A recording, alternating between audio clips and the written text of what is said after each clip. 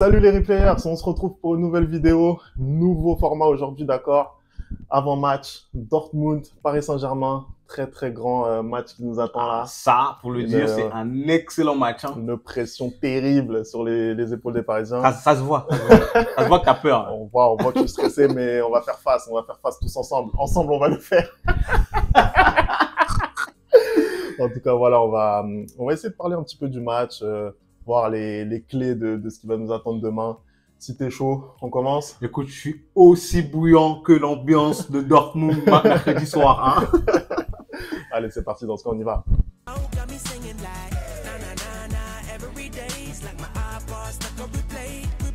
Allez, on va commencer cette vidéo tout de suite en rappelant déjà les possibilités pour Paris, hein, les cas de qualification. Donc, on sait très bien que voilà, en cas de victoire, c'est la qualif et c'est la première place, d'accord. Plus simple, je pense que c'est le plus simple. Voilà.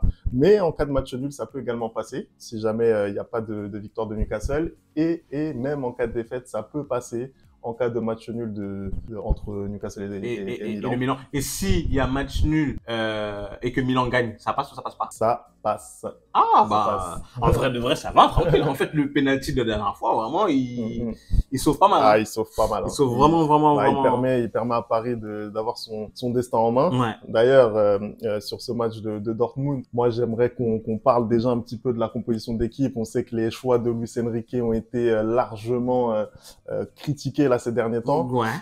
Est-ce que toi, tu penses que, par exemple, un joueur comme Kylian doit évoluer en pointe? Est-ce que pour toi, c'est ça le bon poste? Écoute, déjà, on a la compo là qui s'affiche. Ce sera certainement cette composition-là mercredi soir. Après, moi, je t'avoue que je suis pas totalement d'accord. Quand je regarde les derniers matchs du Paris Saint-Germain, même si je l'ai déjà dit sur cette chaîne que c'est pas son poste préférentiel à Kylian dans l'axe, bah il est bon dans l'axe depuis 2-3 matchs. Il est très bon et surtout que je vais pas te mentir, c'est pas tant qu'il soit bon, c'est surtout que les autres sont pas meilleurs. Que ce soit Kolo Muani ou que ce soit Ramos, bah c'est pas mieux que Kylian dans l'axe et donc du coup pour moi je verrais plus un Kylian dans l'axe. Je verrais aussi un Barcola. Je verrais bien aussi un Barcola à gauche pour pouvoir justement amener cette fraîcheur dont Paris va avoir besoin pour aller chercher la victoire. Parce que je pense que Paris va quand même aller à Dortmund pour chercher la victoire. Et Randal Kolo Muani à droite, hein, tout simplement parce que j'ai pas le choix. Je pense qu'on va le voir quand on va parler de l'absence de Dembélé. Mais voilà. Un autre point aussi dans cette compo-là, c'est, je pense, que le retour de Zahir Emery va faire énormément plaisir. Et moi, en défense, je vois plutôt une charnière. Moi, personnellement, c'est mon avis, hein. Commencez pas à me sauter dessus. Je vois plutôt une charnière Marquinhos, Danilo. Bah, honnêtement, sur les points que tu as donnés, moi je vais rebondir sur celui dont tu viens de parler à l'instant. Marquinhos, Danilo, pour moi, ça peut vraiment être une charnière complémentaire par rapport déjà aux états de forme de chacun, notamment de Skriniar qui vraiment là en ce moment est cataclysmique, on va pas se mentir. C'est vraiment compliqué pour lui. Autant je trouve en début de saison, il était plutôt voilà dur sur l'homme, etc. Même s'il y avait toujours ces carences au niveau de la vitesse. Mais là, honnêtement, les matchs qu'il fait dernièrement, c'est très compliqué. On voit vraiment qu'il n'est pas encore acclimaté à cette équipe parisienne. Donc Danilo, oui, je suis vraiment partisan de sa titularisation parce que Danilo, c'est quand même une des rares valeurs sûres du Paris Saint-Germain depuis 2 ans. C'est un des seuls vraiment qui apporte la fiabilité. Vraiment, à chaque fois qu'il joue, il est bon. Donc ça, quand même, c'est quelque chose de très important, surtout dans un contexte comme ça. Il va falloir se battre pour la qualification devant une ambiance de fou. Ça va pas les rater. Hein. Ce choix-là, vraiment, je pense qu'il peut être très important pour le PSG. Je pense que Luis Enrique ne doit pas avoir peur de trancher. Enfin, c'est maintenant ou jamais. Il doit faire ce choix-là. Faire des choix, oui. Donc ça, je suis d'accord. Après, sur l'attaque, j'ai un peu plus de doutes. Moi, personnellement, je suis assez en phase avec l'attaque qui potentiellement pourrait être alignée demain. Hein. Je pense que voilà, Kylian, son meilleur poste pour moi, c'est à gauche. Je pense que c'est là où il est le meilleur. Si il joue dans le sens de l'équipe, c'est-à-dire jouer simple, prendre la profondeur comme il sait le faire, pour moi, c'est sa position préférentielle. Après, effectivement, Kolo Muani, je pense que ça peut lui faire énormément bien d'évoluer sur un côté, parce que pour le coup, ça va faire parler ses qualités de percussion, de prise de profondeur, de vitesse. Donc clairement, je pense que ça peut l'aider sur ce match-là. Et après, par contre, Ramos, là, pour le coup, je dirais, c'est, voilà, à défaut de mieux, mais... Bah, tu vois, Ramos, typiquement, je pense que dans un match comme ça, il va pas amener grand chose parce que sur le domaine aérien, je pense que Dortmund maîtrise le Paris Saint-Germain et surclasse le Paris Saint-Germain là-dessus. Donc, je vois pas trop la titularisation de Ramos que ça peut apporter. C'est pour Après, ça il a que, un très bon jeu typiquement, de je tête, hein. préférais par exemple, un Kolo Muani dans l'axe et essayer de mettre Kang Ling-hee ou même Barcola à droite. Mais moi, je pense pas que Barcola il puisse vraiment évoluer à droite. Mais ouais, voilà. Pour moi, Gonzalo Ramos, il a un bon jeu de tête. C'est pas le joueur le plus grand, mais il a un bon jeu de tête. Également dans tout ce qui est déviation, etc. Je pense qu'il est meilleur, il est plus à l'aise, plus naturel pour lui qu'un Randal Kolo Muani. Donc voilà, je pense que au final, c'est l'attaque moi que j'aurais aligné. Ouais. Après, sur le milieu de terrain, là du coup demain, on devrait retrouver, on devrait retrouver ce milieu de terrain à 3, hein, Vitinha, Zaïre Emery, Ugarte. Moi, je pense que titulariser un Zaïre Emery qui manque un petit peu du coup de compétition dès maintenant, un gros match comme dans ça, un gros match comme ça peut être compliqué. S'il fait de mauvaises prestations, ça peut commencer mais là, t'es obligé de le mettre. À le critiquer. C'est obligé de le mettre parce qu'on voit clairement la différence entre le milieu de Paris Saint-Germain quand il est là et quand il n'est pas là. Et tu peux pas te permettre dans un match à élimination comme ça de pas le mettre, surtout quand tu vois les efforts qu'il a fournis samedi ou samedi contre Nantes. Tu vois clairement que il en veut en fait. Il en veut et tu le mets. Je pense que tu le mets et si au fil du match tu vois que ça va appliquer, bah tu le sors. Mais je pense qu'il faut aller chercher le résultat très vite dans ce match. Après l'argument pour, je dirais, c'est que pas vraiment mieux à ce poste-là aujourd'hui. C'est ce qui oblige en fait Luis Enrique à le lancer tout de suite. Je pense qu'un Kang In-lee dans ce registre-là, ça manque encore un petit peu de consistance à mon avis dans un match de cette importance. C'est pour ça qu'il est obligé de mettre Warren. Après voilà, moi physiquement, je sais pas s'il va pouvoir tenir un match de cette intensité, mais voilà, je suis pas non plus complètement contre le mettre, mais voilà, petite réserve par rapport à ça. De toute façon, je pense qu'il peut pas mettre mieux, donc ça c'était la petite réserve. Sinon après voilà, sinon la compo elle est carrée. Donnarumma, on peut pas forcément le remettre en cause, même si Tenas a fait un bon intérim en Ligue 1. Donc effectivement voilà, je pense qu'on est en phase, à part sur ces 2-3 cas là effectivement où ça peut être un petit peu compliqué. Vitinha là va avoir sa place au milieu de terrain incontestable, donc ça fait plaisir. On va maintenant passer aux clés du match. Quelle est pour toi la clé du match? Qu'est-ce qui va faire que le Paris Saint-Germain va s'imposer? Bon, après, je suis pas un fervent défenseur du Paris Saint-Germain, mais je pense que pour qu'on ait un grand match de Paris, il va y avoir plusieurs clés du match pour moi. La première, tu l'as dit, c'est un Kylian Mbappé efficace, simple et qui joue pour l'équipe et surtout pas qui commence à être entêté et jouer de manière individualiste. Tout simplement, je pense que si on a un grand Kylian Mbappé mercredi, je pense qu'on aura de très très fortes chances que le Paris Saint-Germain s'impose. La deuxième clé du match aussi, ça va être au niveau de ce combat, au niveau du milieu de terrain. Je pense que Paris a énormément, on va le voir, de mal à se déplacer et avec l'ambiance qu'il y a à Dortmund face à ce mur jaune là, je pense que ça peut très vite craquer et tu peux très vite te laisser emporter comme ce fut le cas à St James Park. Donc je pense que le milieu de terrain va aussi être nécessaire afin de vraiment contrôler le jeu et c'est pour ça que je disais le fait de retrouver ce milieu de terrain qui était très bon depuis le début de la saison, Vitinha, Ugarte et Zaïre Emery, ça a fait plaisir. Et la dernière clé du match pour moi, c'est il te faut un grand gardien. Il te faut un très très grand gardien. Donc on aura besoin d'un Donnarumma des grands soirs et surtout éviter une boulette. Et surtout vraiment éviter une boulette parce que ça fait très très mal à Paris en fait. Là, j'aimerais pas être à la place de Donnarumma s'il fait une boulette dans ce match si important pour le PSG. Au final, je suis assez d'accord avec toi sur les différentes clés du match. Déjà, Kylian, on peut en parler parce que vraiment, on l'a dit lors du match précédent, campagne de Ligue des Champions cette année, elle est très très moyenne. Il faut qu'il se réveille. Il faut vraiment qu'il se réveille. Là, c'est un match pour lui. C'est le genre de match qu'il aime depuis voilà son avènement, on va dire, au Camp Nou. Moi, je pense que ça peut être un match pour lui. Ça peut être un match pour lui parce que voilà, il va y avoir des espaces. Il va y avoir des opportunités pour Mbappé Et Après, surtout, c'est pas dit qu'il va y avoir des espaces. C'est pas ouais. dit qu'il faut y avoir des espaces parce que je pense que Dortmund, comme tu as dit, avec un match nul, est premier du groupe.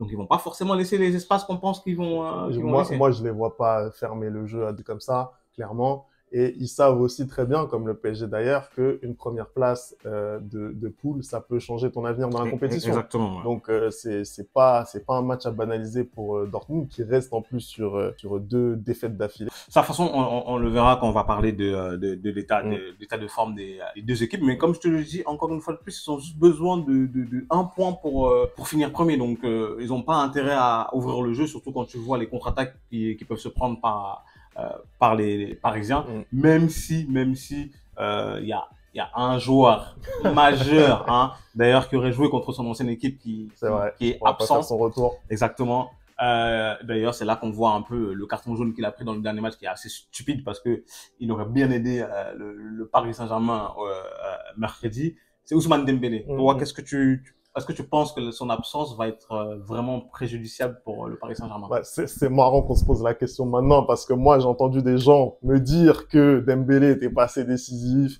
que Dembélé, voilà, il avait besoin de marquer 15 buts par saison, etc., etc. Et aujourd'hui, on s'aperçoit que quand tu dis des gens, j'espère que tu me vises pas. J'espère que tu me vises pas. Comprendra qui pourra, d'accord? En attendant, moi, personnellement, j'ai entendu ça, d'accord? Et aujourd'hui, je constate que c'est le joueur le plus influent offensivement côté parisien depuis le début de saison et d'autant plus depuis quelques matchs maintenant, quelques semaines où vraiment il devient très très dangereux pour les adversaires. Donc oui, ça va être une perte très très dommageable pour le PSG. On va voir comment le joueur qui va se retrouver là va le remplacer. Hein. Moi, je pense que ça va être Kolo Ça va être Colomani. Je pense que ça peut vraiment le faire. Je pense que ça peut le faire. Même si c'est un Barcola. Hein, oui, mais moi je suis pas sûr parce que moi personnellement, je pense que l'absence du Dembélé c'est un gros, mais un énorme manque pour cette équipe parisienne. Tout simplement parce que même si il n'y a pas la finition à la fin depuis le début de la saison, c'est tout simplement le dynamiteur de cette équipe-là. C'est-à-dire que c'est à chaque fois quand il reçoit le ballon, par lui que commencent les attaques. D'ailleurs, ce côté droit du PSG, pour moi, qui est le meilleur côté depuis le début de la saison, avec lui et Hakimi. Ouais. Et aussi Zahir Emery, quand même, qui va beaucoup vers ce côté droit-là. Et le fait que Dembélé soit pas là, j'ai un peu peur qu'il va manquer de vitesse, de créativité aussi, et d'un joueur qui n'a pas peur d'aller dans le 1 contre 1, parce que on est en train de parler de Dembélé qui était plutôt en forme. Donc du coup, quand un joueur est en forme, généralement, il n'hésite pas à aller dans le 1 contre 1. Si c'est Kolo Muani qui se retrouve là, il n'est pas très en forme. On commence un peu à se poser des questions sur son transfert, donc il va peut-être hésiter à prendre la profondeur, à aller avec défier son vis-à-vis. Ce qu'on constate de Kolo Muani, justement, c'est que là, ces derniers temps, il est pas mal rentré en jeu. Sur le côté en fait, et on le voit bizarrement, il est un peu meilleur quand il part d'un peu plus loin, quand justement il se retrouve sur le côté, il fait parler ses qualités de percussion. Donc moi je suis pas d'accord, je pense que justement ça peut être un match pour lui, ça peut être un match qui l'aide vraiment à s'acclimater. C'est le poste spécifique d'avant-centre dans le jeu proposé par Luis Enrique qui pose vraiment problème, parce que c'est un avant-centre où on attend vraiment il doit participer au jeu justement, mais effectivement dans cette position sur un côté, je pense que ça peut l'aider. Donc l'absence de Dembélé, oui, préjudiciable, mais pour moi le PSG il doit pas trouver ça comme excuse. Bah, c'est sûr, j'attends qu'avec les recrutements qui ont été faits, je crois que les deux c'est combien, 185 millions entre Dembélé et entre Kolo Muani et Ramos, il y a de quoi remplacer Dembélé. Mais encore une fois de plus, je pense que l'effectif du Paris Saint-Germain est diminué en l'absence de Dembélé. C'est sûr. Après, voilà, hein, Dembélé a pas joué le match précédent contre Nantes. Mais il a manqué de créativité, justement. Ça a manqué de créativité. Ils ont réussi quand même à s'en sortir, les Parisiens. Comment toi, t'analyses cette prestation et surtout comment tu vois l'état de forme parisien aujourd'hui? C'est simple. Moi, contre le Havre, j'ai trouvé que Paris avait livré une très belle prestation. Ils n'ont pas été inquiétés. Je les ai trouvés très calmes. Malgré l'exclusion, c'est là qu'il a été exclu de Naoma à 10 contre 11, justement, c'est ce que j'ai dit, j'ai trouvé une équipe, justement, c'est-à-dire qu'ils étaient soudés du Paris Saint-Germain.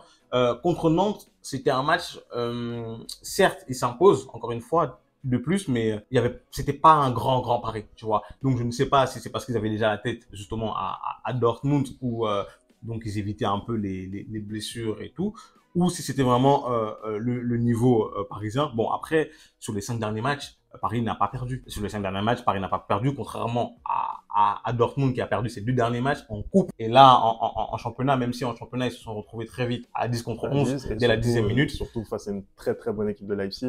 Exactement. Mais moi, ce qui m'inquiète surtout, je veux pas te mentir, c'est l'incapacité aujourd'hui de cette équipe parisienne à voyager. Ils n'ont pas encore gagné de match à l'extérieur durant cette Ligue des Champions. Et au contraire, et quant à ça, et que tu dois voyager à Dortmund, qui n'est pas le terrain le plus facile, c'est très compliqué. Ouais, tu vois, je me dis, c'est très très compliqué. Est-ce qu'on va avoir une équipe parisienne qui va nous montrer le même visage qu'ils nous ont montré à St. James Park, qui va prendre totalement le bouillon, ou est-ce qu'on va avoir une équipe parisienne qui va être capable de maîtriser ses émotions, de contrôler ses émotions et du coup d'aller chercher un résultat à Dortmund. À l'inverse, à Dortmund, eux, on sait vraiment pas quel pied. En fait, tu as un Dortmund en championnat et un Dortmund en Ligue des Champions.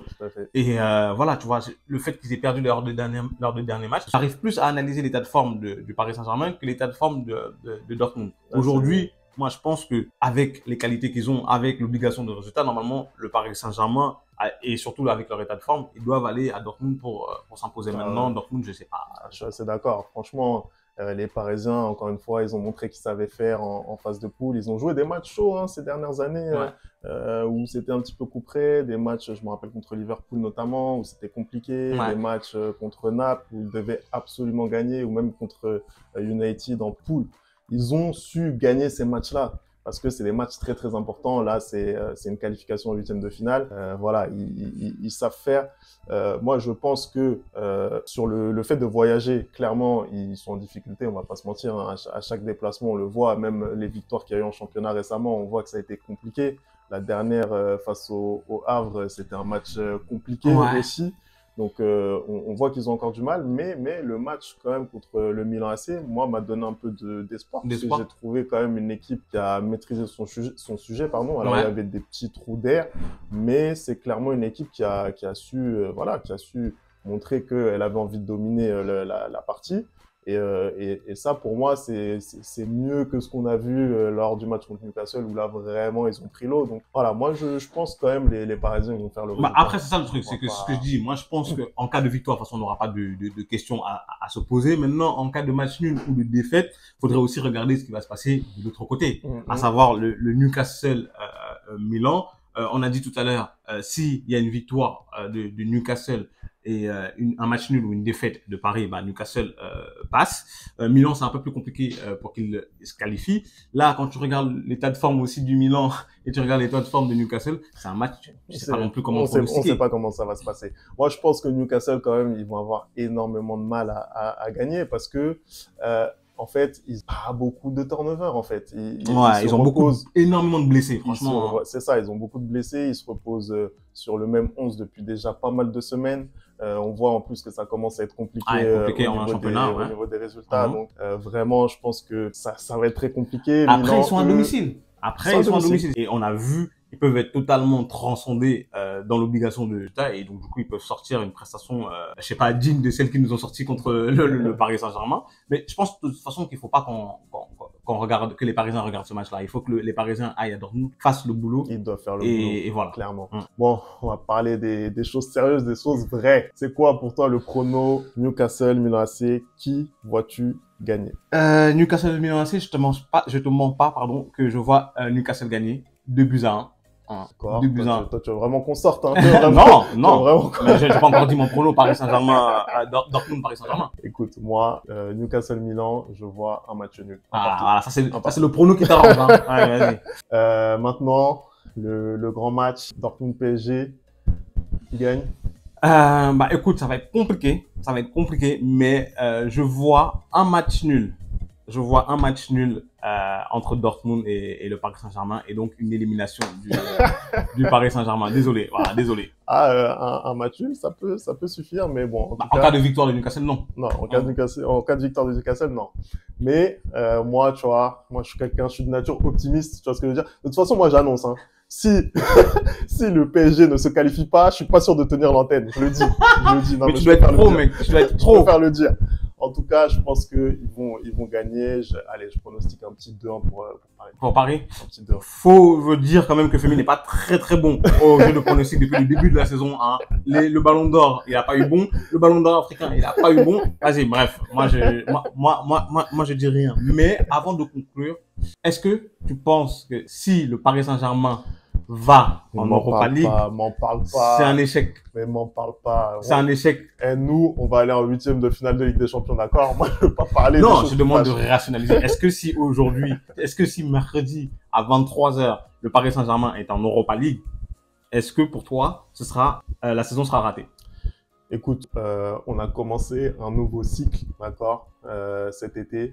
Forcément, si tu ne te qualifies pas, ça sera décevant, tu vois, on sera déçu, ça c'est certain. Mais si tu veux recommencer sur des bases saines, pour moi, t'es obligé d'en passer par là. Voilà. Pour moi, t'es obligé. Le Paris Saint-Germain, le Barça, même combat. Ça fait 10 ans que vous êtes en reconstruction. À un moment donné, tu ne jettes pas des milliards pour être en reconstruction chaque année. Dis les termes, mec. Non, mais ça fait pas des années qu'on est en reconstruction. Là, cette année, vraiment, il y a eu un nettoyage de fond en comble.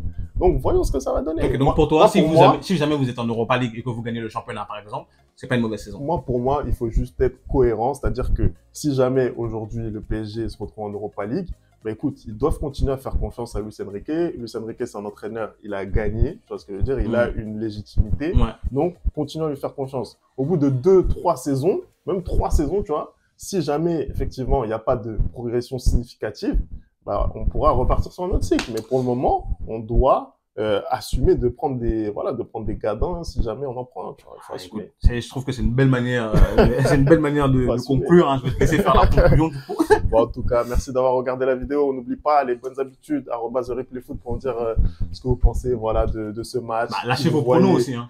Gagner. Lâchez-nous vos pronos en commentaire. Puis voilà, on va se retrouver à la fin du match, Dortmund PSG. Donc, restez connectés et on se retrouve très vite pour une nouvelle vidéo. Ciao.